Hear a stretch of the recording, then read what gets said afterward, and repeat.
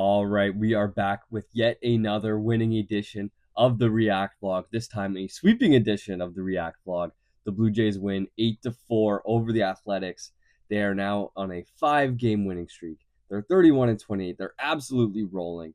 The Blue Jays are just 5 games back of the Yankees for the lead in the AL East before the Yankees play the Dodgers tonight on Sunday night. And the Blue Jays, most importantly, are now 1 game out of an American League wildcard spot. Jays look like they are going to have a fun summer ahead of them, a competitive summer ahead of them. This team's good. The Jays are rolling, and I want to do some vibes talk. Maybe a little bit less of an analytical video, maybe a little bit less numbers and why I think this guy is the next big thing and why I think this guy is maybe not it. But I think it's going to be a super positive edition of this video. Before we get there, we do have to talk starting pitchers, and of course, Kevin Gausman was on the mound for the Blue Jays this afternoon, and he was not his best. He didn't have his best stuff. He was only made it through 4 2/3. He gave up a total of 8 hits, which a lot for Gausman, a lot of hits for Gausman. Gave up 3 earned runs, 2 walks, and struck out 7. And his velo was down about a mile and a half, and that was the biggest thing. And that directly led to those 8 hits because he didn't get hit all that hard. And that's kind of the thing with Gausman is when he's not throwing as hard, it's easier for other teams to get the bat to the ball and hit it like on a line or on the ground instead of popping it up or striking out. And he still managed to strike out 7, but the 8 hits kind of tells me he had to fight it a little bit today. And he was fighting it. He got lots of soft contact, but the A's placed it well. And to be honest, the A's are a good team, man. They battled all series. They scored a bunch of runs in all 4 games, and well, except for the shutout. And they stayed in it. The A's really managed to stay in the game. Yeah, in all the games. And they kind of like reminded me they're kind of like one of those young teams that doesn't know that they're out of the game. And they just keep battling and keep battling, and they never quit. And I really did admire it because there was a lot of times in the series where the A's could have quit, especially coming into today. They'd already lost, 3 of the 4 games in the series. They're on the verge of being swept. They're in another country. They're just trying to get home. And it would have been really easy for them to mail it in. They'd lost 16-17 coming into today, so now 17 of 18. So the A's are down bad right now. That's such an unfortunate record in that over that time span.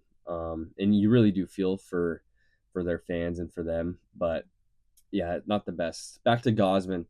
I thought he deserved a little bit of a better fate today than the 3 earned runs. He should have been out of the 5th inning. He threw the strikeout pitch to Luis Urias, who was hitting 6th for the Athletics, and he should have been out of a jam. There was runners in scoring position, and he threw a splitter at the bottom of the zone, caught the zone for sure, and ended up getting called a ball.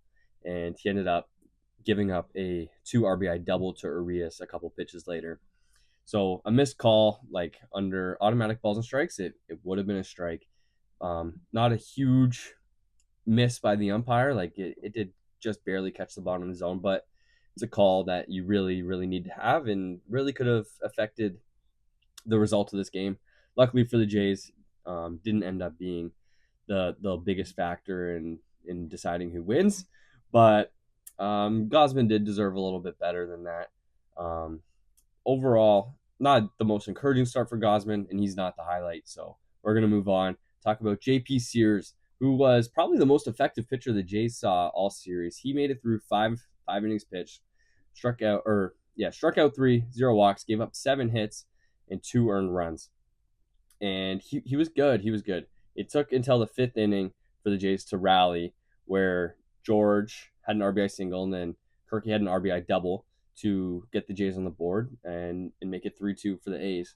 And I guess that's kind of the perfect transition for I don't know if it's the viral moment of the day, one of the viral moments of the day, the George Springer play. I have some thoughts on it. It was in the 5th inning. The Jays had already scored a run. They just scored a second run on the play that George Springer got called out on the Kirky double. So Springer got held up at third base by Carlos Fablis running the bases. And it's kind of a tough one because the throw comes in from left field, so the third baseman cuts it off before it gets to the plate. and George is on third base, and he kind of takes himself out of the play before time's called.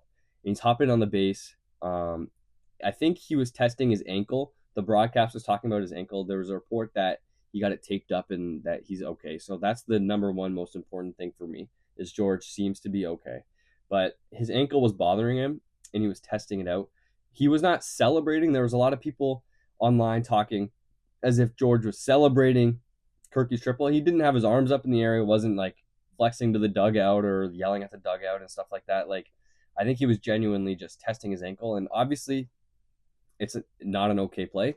It completely killed a rally. You went from 2 runners in scoring position in the 5th inning with Addison Barger at the plate, who that's a guy I want to see at the plate with runners in scoring position right now, and to nothing, and to giving the Athletics a free out, and that sucks. I have a hard time being really mad at it because it's George Springer, and as much as we can talk about Jay's base running mistakes and how they're not a great base running team, and that's been a huge criticism of this team over the last few years now, but George Springer usually isn't that guy that we have to talk to. He's a veteran guy on the team. He's a leader on the team.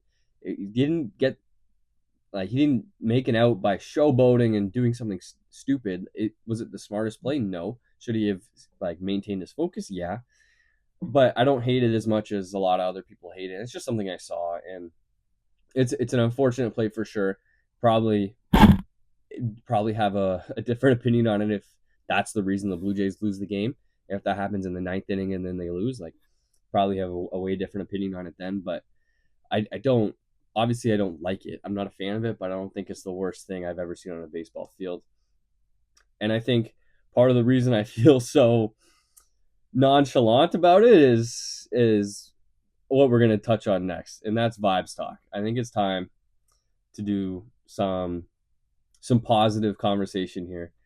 And the biggest thing I want to get off my chest, this is I don't know if it's a hot take, but it feels like 2015 and 2021. I expect the Blue Jays to win every game now. I'm watching a baseball game and I would be surprised if they lost. Even when they're down early in games, and I expect them to score a bunch of runs and come back and win it because that's what they've been doing. That's what they did against the A's. Their offense is awesome. Even going back to the Texas series, the first game of this 5-game winning streak, they got the miracle hit with 2 outs in the 9th from Bo Bichette, the miracle home run, and they ended up winning the game. And it's just something that, it's not a great phrase. And is it a real thing? Definitely not. But it's the kind of thing the team of destiny always seems to come up with, the big hit in the big spot that they need from their best player or from somebody like an unsuspecting hero. You know what I mean? And can part of this be attributed to recency bias and watching the Blue Jays play the A's, who are objectively a really bad team, or at least playing like a really bad team right now? Absolutely, yes. Without a doubt, playing bad teams makes good teams feel good. But I think that's the biggest thing is the Blue Jays prove that they're a good team.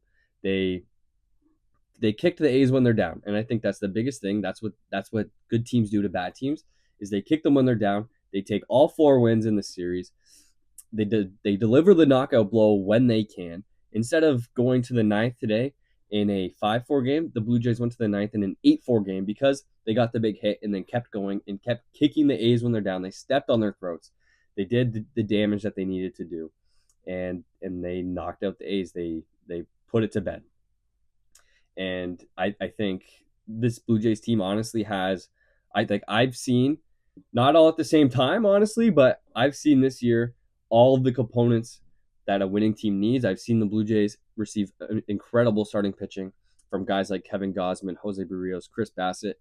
Bowden Francis at times has been really good, and the 5th spot of the rotation has not killed you.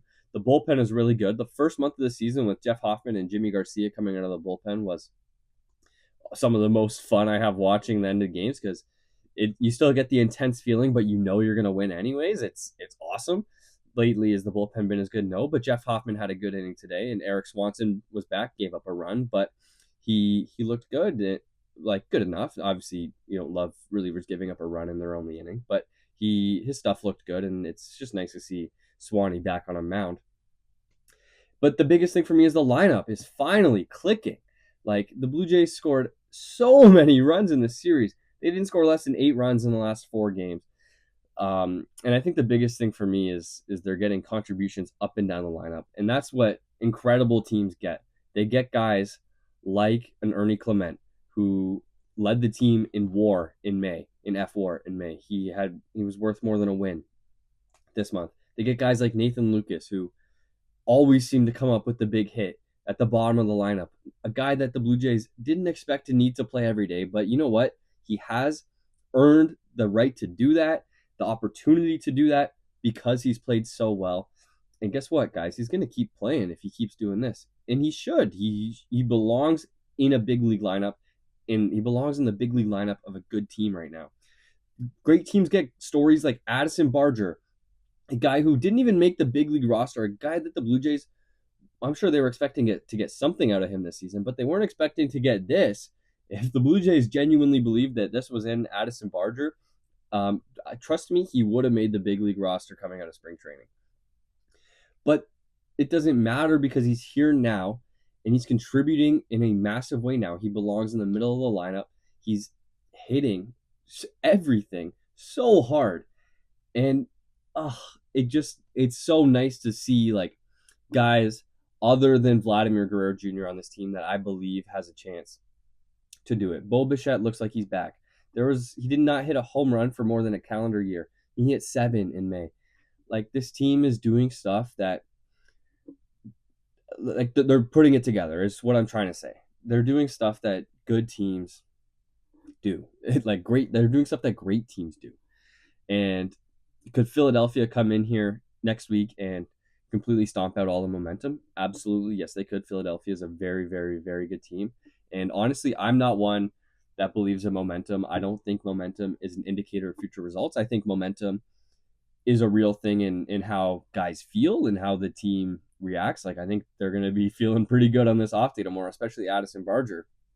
But I don't think that because the Blue Jays feel good tomorrow that they're going to come in and win automatically against Philadelphia. But the biggest thing for me, obviously, in the end is they won a 4-game series, and that's what teams that win 90 or 100 games and win their divisions and win pennants and win World Series. That's what they do throughout the course of the season is they find a way to pick up that final win for a sweep. Sweeping games or sweeping series in the major leagues is really, really, really hard. And the Jays found a way to do that. And that's what they need to do going forward if they want to continue this. And honestly, I don't see a reason right now why they can't do it. And I'm really excited. I'm really loving watching this team. After the Addison Barger home run in the 8th, Blue Jays are up 5-4. The A's did go full A's. Jays got 3 more runs. Ernie Clement with another double, an awesome series from him. He was cashed on a Nathan Lucas single after an errant pickoff attempt from the A's. So ugly A's baseball, which we did see. It reared its ugly head a couple times in the series. And then Vladdy had a 2 RBI double after that, made it 8-4. And then Jeff Hoffman with the shutdown inning, 1-2-3 ninth. So no save for him because it's a 4-run lead, but I'm sure he doesn't mind. I'm sure he was pretty happy to get a clean inning there. Up next is an off day tomorrow, as I mentioned. Philadelphia is coming to town, and they're a good team, man. They are really, really good. They're 36-23. They're second in the NL East. So a lot different than the A's. The Blue Jays are TBD of who's going to be on the mound. I think it's going to be Bowden. It's a little bit weird right now because they had the bullpen day on Saturday to separate Bowden and Francis from the 5th spot, which has been a bullpen day ever since Max Scherzer went down in his first start of the year. So I'm not 100% sure who's going to be on the mound yet, but we'll find that out eventually. And they're going to be up against Zach Wheeler. So Philadelphia is probably ace. He's got a sub-3 ERA this year. And the Jays are going to be in tough. Best pitcher the Jays are going to have seen in at least 4 games. So it'll be a tough one, but I don't see why the Blue Jays can't stay in this game and make it 6 in a row, or at least find a way to win the series and stay hot, take 2 out of 3. Like, I don't know. The Blue Jays feel like something is tangibly different. The Jays feel like they have the it factor. What is it? We don't know. That's why it's called the it factor. All I know is that I can't wait to watch my baseball team play again on Tuesday.